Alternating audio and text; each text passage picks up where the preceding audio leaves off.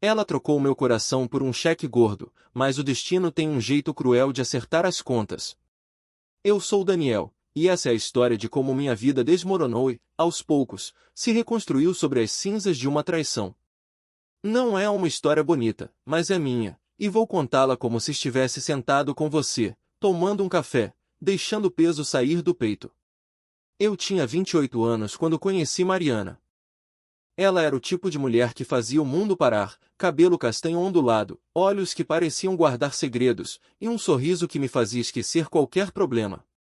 Nos conhecemos numa livraria no centro de Lisboa. Eu estava folheando um romance policial, e ela pediu minha opinião sobre um livro de poesia. Conversamos por horas, rimos como se fôssemos velhos amigos, e, naquela noite, trocamos números. Tudo parecia perfeito, como se o universo tivesse alinhado as estrelas só para nós. Mariana trabalhava como designer gráfica, mas sonhava com uma vida maior, daquelas que a gente vê em revistas. Eu era contador, um cara simples, com um emprego estável numa firma de médio porte. Não ganhava rios de dinheiro, mas dava para viver bem, pagar as contas e sonhar com uma casinha própria. Nosso namoro começou leve, cheio de passeios no parque, jantares caseiros e planos de viajar o mundo juntos. Eu me apaixonei de um jeito que nunca achei possível. Era como se ela fosse a peça que faltava na minha vida. 2 anos depois, estávamos morando juntos num apartamento pequeno em Alfama. A vida não era perfeita, mas era nossa. Eu amava chegar em casa e encontrá-la desenhando na mesa da sala, com uma xícara de chá ao lado. Às vezes, ela me mostrava seus projetos, e eu ficava impressionado com o talento dela. Mas, aos poucos, comecei a notar uma inquietação. Mariana falava cada vez mais sobre subir na vida, sobre querer mais. Daniel, a gente merece mais, não acha? Uma casa maior, viagens, roupas boas, eu concordava, mas sempre dizia que tudo vinha com o tempo. Ela parecia impaciente. Foi numa sexta-feira à noite que tudo mudou. Eu cheguei em casa mais cedo do trabalho, com uma garrafa de vinho para comemorar uma promoção pequena que eu tinha conseguido. Entrei no apartamento e a vi na sala, arrumada como nunca, vestido preto, salto alto, cabelo impecável. Vou sair com umas amigas, ela disse, sem me olhar nos olhos. Algo no tom dela me incomodou, mas confiei. Sempre confiei. Ela não voltou naquela noite. Nem na manhã seguinte. Quando finalmente apareceu, no domingo à tarde, trazia uma mala e uma expressão fria. Daniel, eu vou embora. Conheci outra pessoa. Ele pode me dar o que eu quero. Meu mundo parou. Ela me contou, sem rodeios, que estava com o André, um empresário rico, dono de uma cadeia de restaurantes. Ele tinha 45 anos, uma casa em Cascais, carros de luxo e promessas de uma vida que eu nunca poderia oferecer. Não é pessoal, Daniel. É só a vida que eu quero. Ela pegou suas coisas e saiu, sem olhar para trás. Fiquei destruído. Passei semanas sem sair de casa, mal comendo, mal vivendo. O apartamento parecia vazio sem ela. Tudo lembrava Mariana, a mesa onde ela desenhava, o cheiro do chá que ainda pairava no ar, as fotos que eu não tinha coragem de tirar da parede. Meus amigos, como o João e a Clara, tentaram me ajudar, mas eu estava preso num buraco escuro. O pior não era só a dor da perda, era a humilhação. Ela me trocou por dinheiro, como se eu não fosse suficiente. Como se tudo que vivemos não valesse nada. Mas então, algo mudou. Num dia qualquer, enquanto olhava pro teto, sentindo raiva de mim mesmo, decidi que não ia mais sofrer. Não ia deixar Mariana e o tal André rirem de mim. Eu não queria apenas superar, eu queria que ela sentisse o peso do que fez. Queria que ela visse que o dinheiro não compra tudo. Foi aí que a semente da vingança começou a crescer. Eu sabia que não podia fazer nada estúpido. Não sou o tipo de cara que quebra coisas ou sai gritando por aí. Minha vingança seria silenciosa, calculada. Primeiro, comecei a investigar. André era conhecido em Lisboa, um cara que aparecia em eventos sociais, sempre com um sorriso arrogante. Descobri que ele era dono da rede Sabores do Atlântico, restaurantes chiques que estavam em alta. Mas também ouvi rumores. Ele tinha dívidas, jogava dinheiro fora em apostas e não era exatamente fiel. Isso me deu uma ideia. Voltei ao trabalho com um foco que nunca tive. Pedi para cuidar das contas de clientes maiores, incluindo alguns restaurantes. Não foi difícil convencer meu chefe, o Sr. Manuel, a me dar mais responsabilidade. Ele sempre confiou no meu trabalho. Enquanto isso, comecei a estudar tudo sobre o negócio do André. Seus restaurantes, suas finanças, seus fornecedores. Eu não sabia exatamente como usaria isso, mas cada pedaço de informação era uma arma. Meses depois, soube por um amigo, o Pedro, que Mariana estava vivendo uma vida de rainha, festas, viagens, roupas de marca. Mas também ouvi que ela parecia infeliz. André a tratava como um troféu, não como parceira. Isso me deu um prazer amargo, mas não era o suficiente. Eu queria mais. Queria que ela visse que o castelo de ouro que escolheu estava prestes a desmoronar. O plano estava traçado, mas o peso no peito não ia embora. Vingança é um fogo que aquece, mas também queima. Eu passava noites acordado, pensando em como derrubar o André sem sujar as mãos. Não queria apenas machucá-lo, queria que ele e Mariana sentissem o chão sumir debaixo dos pés, como eu senti quando ela me deixou. Comecei a me aproximar de pessoas que conheciam o André. Um dos meus melhores amigos, o João, trabalhava numa empresa de fornecimento de alimentos que atendia os restaurantes Sabores do Atlântico. Ele não sabia do meu plano, claro, mas me deu informações valiosas sem perceber. O André é um cara difícil, Daniel. Paga atrasado, reclama de tudo, mas gasta como se fosse bilionário. Isso confirmou o que eu já suspeitava, ele vivia uma fachada. A rede de restaurantes parecia próspera, mas as finanças eram uma bagunça. Eu sabia que, como contador, podia usar isso a meu favor. Comecei a oferecer serviços freelance para pequenos negócios, incluindo alguns fornecedores do André. Um deles, o Sr. Antônio, dono de uma distribuidora de vinhos, confiava em mim para organizar suas contas. Durante uma conversa, ele desabafou: "Esse André me deve há meses. Se não pagar logo, vou cortar o fornecimento." Anotei mentalmente. Era uma brecha. Enquanto isso, minha vida pessoal estava um caos. Eu tentava seguir em frente, mas tudo lembrava Mariana. Uma noite, encontrei uma amiga dela, a Sofia, num café. Ela parecia desconfortável, mas acabou falando: "A Mariana não tá tão bem quanto parece, Daniel. O André é controlador. Ela não pode nem sair sem ele saber." Senti uma pontada de pena, mas logo a raiva voltou. Ela escolheu isso. Escolheu o dinheiro em vez de mim. Meu plano começou a tomar forma quando consegui um contrato temporário para revisar as contas de um dos restaurantes do André. Não foi fácil, precisei convencer o gerente, o Ricardo, de que eu era o cara certo para ajudar com otimização fiscal. Ele não sabia que eu tinha um motivo pessoal. Passei semanas analisando números, e o que encontrei foi um desastre: faturas atrasadas, impostos mal declarados, despesas absurdas com coisas como iates e festas. André estava sangrando dinheiro, e ninguém parecia perceber. Decidi que o primeiro passo seria apertar o cerco nos fornecedores. Falei com o Sr. Antônio e outros contatos, sugerindo, de forma sutil, que cobrassem o André com mais rigor. "Ele tá gastando muito, talvez seja melhor garantir o pagamento agora", eu dizia, como se fosse só um conselho de contador. Logo, os fornecedores começaram a pressionar. Um deles, a dona Margarida, de uma empresa de frutos do mar, foi mais direta, cortou o fornecimento de camarão e lagosta, itens essenciais para os pratos principais dos restaurantes. O impacto foi quase imediato. Ouvi pelo João que os clientes estavam reclamando da qualidade dos pratos. André tentou contornar, mas a pressão só aumentava. Eu sabia que isso era só o começo. Queria que ele perdesse o controle, que a fachada de homem bem-sucedido desmoronasse. E, mais importante, queria que Mariana visse tudo ruir. Mas havia um problema: eu estava começando a sentir o peso do que fazia.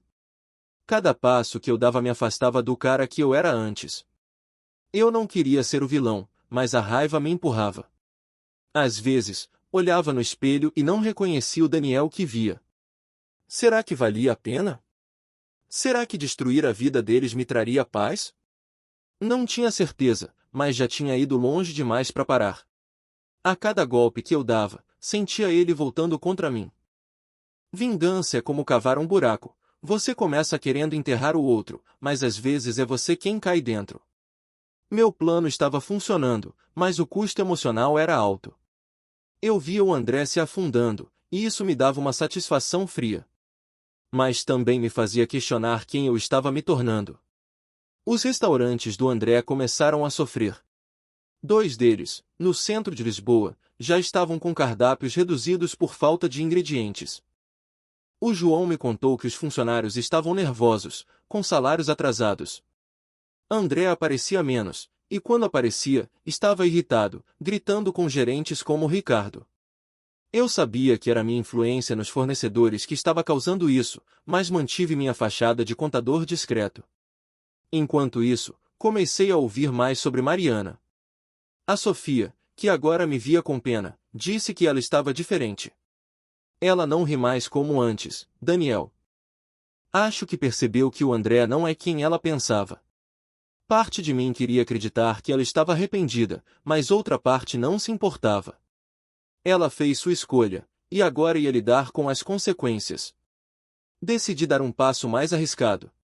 Durante minha revisão das contas do restaurante, encontrei irregularidades sérias, sonegação fiscal, números maquiados para parecer que o negócio era mais lucrativo. Eu poderia ter ficado quieto, mas vi uma oportunidade. Anonimamente, passei algumas dicas a um contato meu, o Carlos, que trabalhava na autoridade tributária. Não dei detalhes explícitos, só plantei a semente. Você já olhou as contas da Rede Sabores do Atlântico? Parece que tem coisa estranha.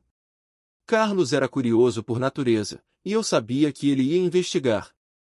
Semanas depois, soube que a autoridade tributária estava fazendo uma auditoria nos negócios do André. Ele estava desesperado, tentando contratar advogados caros para se defender. Mas o buraco era fundo demais. Os restaurantes começaram a perder clientes, e a imprensa local já falava de problemas financeiros na rede. Eu li as notícias com um misto de orgulho e culpa. Era exatamente o que eu queria, mas por que não me sentia bem? Enquanto isso, minha vida pessoal estava estagnada. O João e a Clara tentavam me arrastar para sair, conhecer gente nova, mas eu recusava. Minha cabeça estava consumida pelo plano. Até meu chefe, o Sr. Manuel, notou que eu estava diferente. Daniel, você tá muito focado, mas parece que tá carregando o mundo nas costas. Tá tudo bem? Eu mentia, claro. Dizia que era só estresse. Mas a verdade é que a vingança estava me engolindo. Uma noite, recebi uma mensagem inesperada. Era a Mariana. Daniel, podemos conversar? Preciso de um amigo. Meu coração disparou. Parte de mim queria ignorar, mas a curiosidade venceu. Respondi, seco, quando e onde? Ela sugeriu um café em Alfama, o mesmo onde nos conhecíamos anos atrás. Concordei, mas com um nó no estômago. Quando a vi, quase não a reconheci. Mariana estava magra, com olheiras fundas, o brilho dos olhos apagado. Sentamos, e ela começou a falar. Disse que André era um monstro, que a controlava, que a vida de luxo era uma prisão. Eu errei, Daniel. Errei feio. Ouvi em silêncio, mas por dentro, uma tempestade. Queria gritar que ela merecia isso, que ela me destruiu. Mas também sentia pena. Ela parecia tão quebrada quanto eu. Não contei nada sobre meu plano. Só ouvi. Quando ela perguntou como eu estava, menti, tô bem, Mariana. Seguindo em frente. Mas, ao voltar para casa, a raiva voltou com força.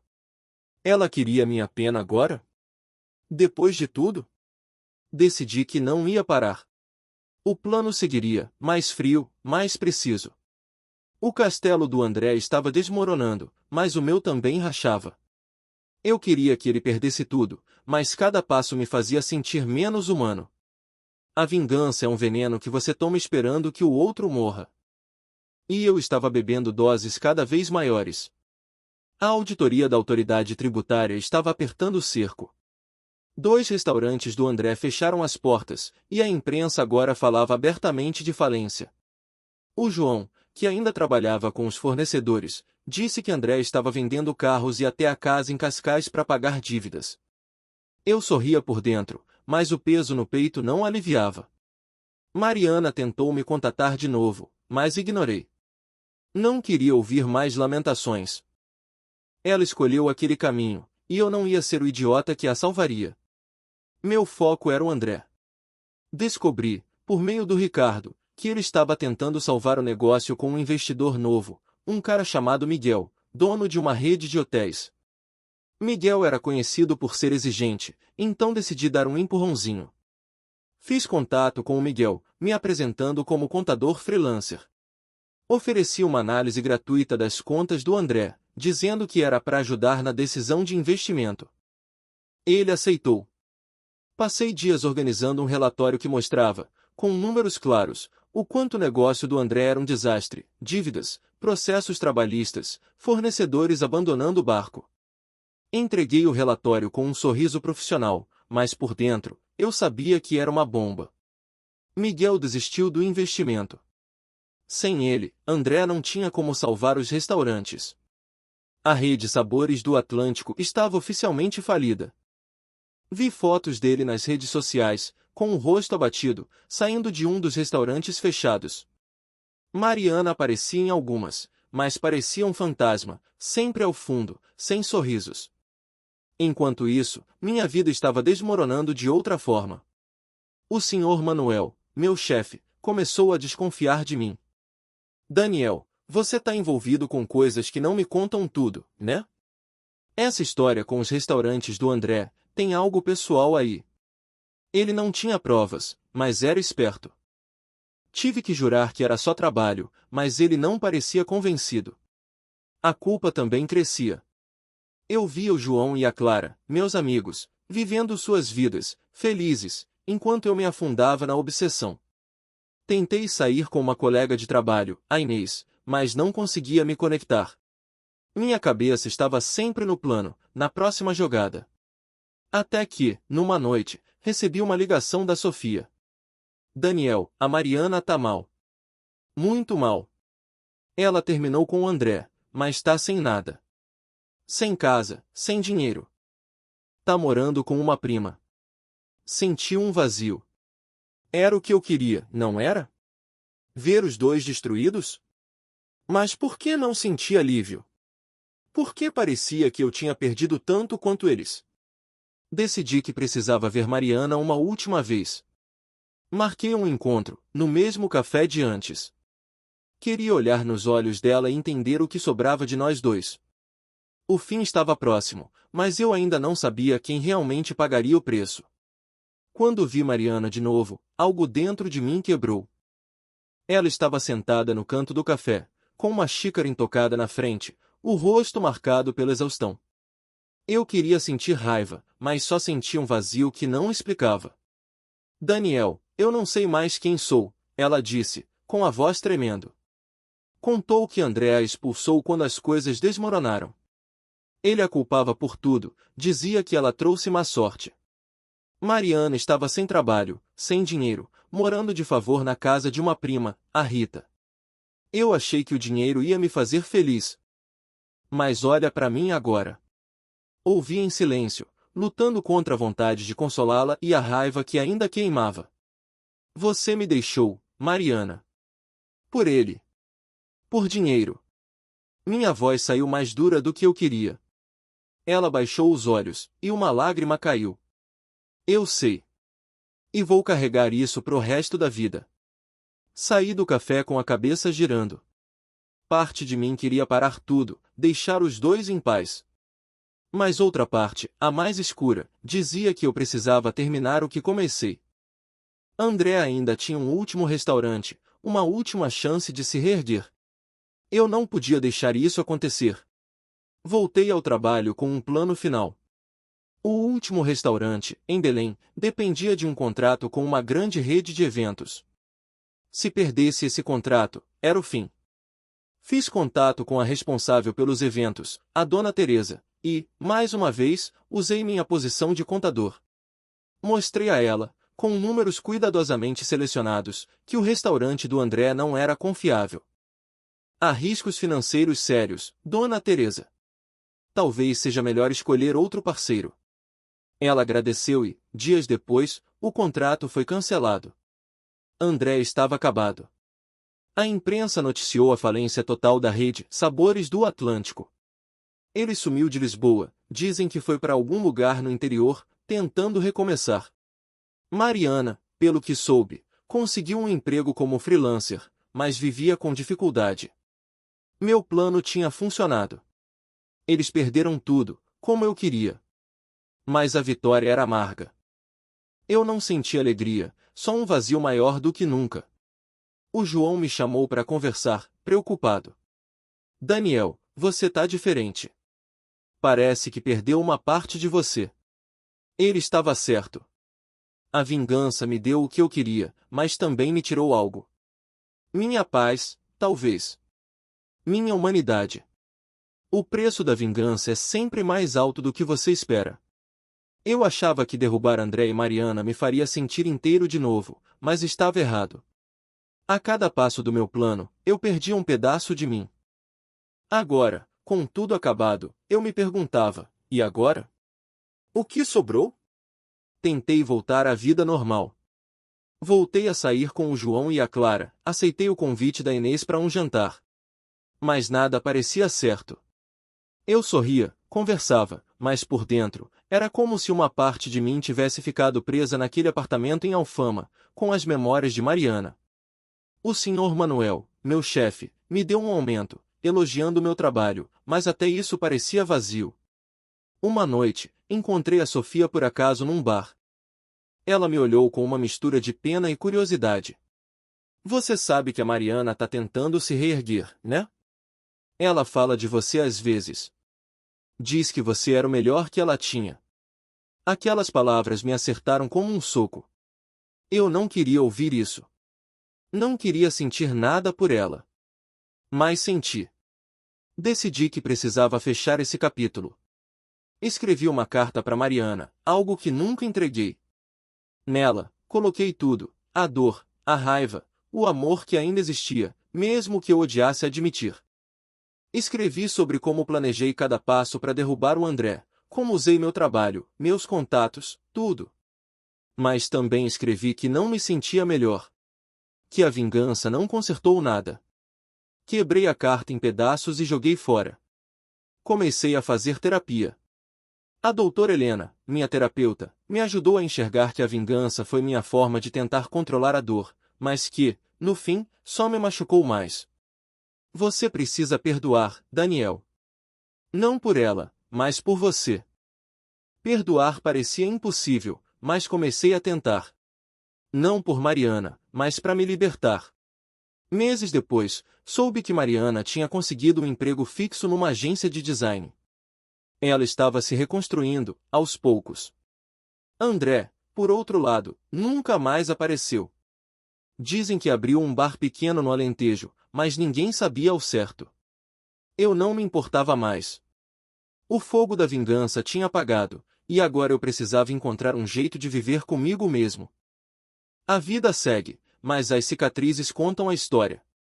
Hoje, 2 anos depois, estou diferente. Não sou mais o Daniel que planejava vinganças ou que chorava por Mariana. Mas também não sou o cara de antes, aquele que acreditava em finais felizes. Sou algo novo, com marcas que não apagam, mas que me lembram quem eu sou. Voltei a gostar do meu trabalho. O senhor Manuel me promoveu a gerente financeiro, e agora lidero uma equipe pequena. O João e a Clara seguem sendo meus pilares, sempre me puxando para a vida. Até comecei a sair com a Inês, e, pela primeira vez em muito tempo, sinto algo leve, algo que não pesa. Não é amor, ainda não, mas é um começo. Mariana me mandou uma mensagem no último Natal. Um texto curto, pedindo desculpas de novo, desejando que eu estivesse bem. Respondi, educado, mas sem abrir espaço. Ela precisava seguir o caminho dela, e eu o meu. Não guardo mais raiva, mas também não quero ela na minha vida. Olhando para trás, vejo que a vingança foi um erro. Não porque eles não mereciam, talvez merecessem. Mas porque me custou caro demais. Perdi tempo, energia, e uma parte de mim que talvez nunca volte. A doutora Helena diz que cicatrizes são histórias, e as minhas contam uma guerra que lutei contra mim mesmo. Hoje, quando passo por Alfama, vejo nosso antigo apartamento e sinto uma pontada, mas não paro. A vida é assim, você cai, levanta, e segue. E, no fim, o que importa é encontrar um jeito de viver com as cicatrizes, sem deixar que elas te definam.